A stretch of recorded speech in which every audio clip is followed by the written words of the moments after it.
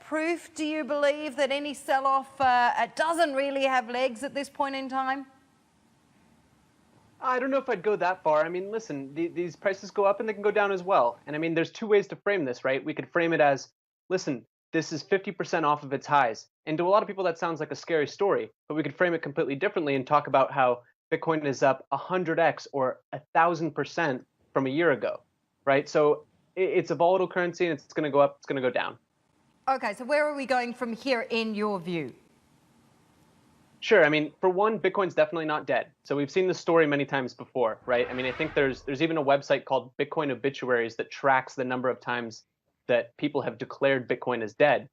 I mean, and overall, this pullback that we've seen so far is relatively mild, right? I mean, in 2014, we saw Bitcoin fall 80% from its highs, only to recover to fresh new highs over the past year, right? So I think that overall, what happened here is we had a lot of speculation and buildup with the launch of futures products and derivatives products in the US. This kind of spelled the institutionalization of Bitcoin, right? So a new flow of capital that could be moving in that could push prices higher.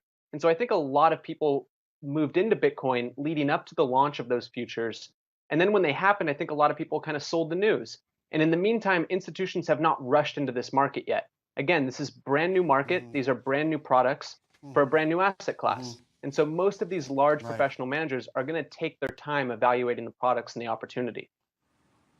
Yeah. Spencer, Bernie here in Hong Kong, clearly it's not a dead thing. I mean, even people that declared this Bitcoin thing dead or bogus have apologized. I'm thinking Jamie Dimon, among others. I mean, there's just too many people out there mining this stuff. There's too many debates going on over how much electricity it takes. And, you know, we're still a ways off the 21 million tokens that we keep talking about. But what is Bitcoin, though? I mean, it's not a currency, right, per se, because you can't transact anything. It's moving up and down too quickly and too erratic. It's not a store of value, not for somebody who bought it at 16,000.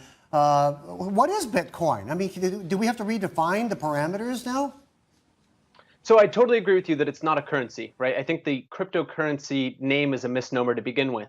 I'd say it's something closer to digital gold, which in a way can resemble a store of value. And I recognize your point that, listen, asset prices have fallen significantly, so it's not what a lot of people would consider to be a store of value. But the same thing can happen with regular gold as well. Granted, maybe it's not quite as volatile because it's, you know, gold has a 1,000-year track record. And Bitcoin's much earlier on, but I think that will evolve and develop over time.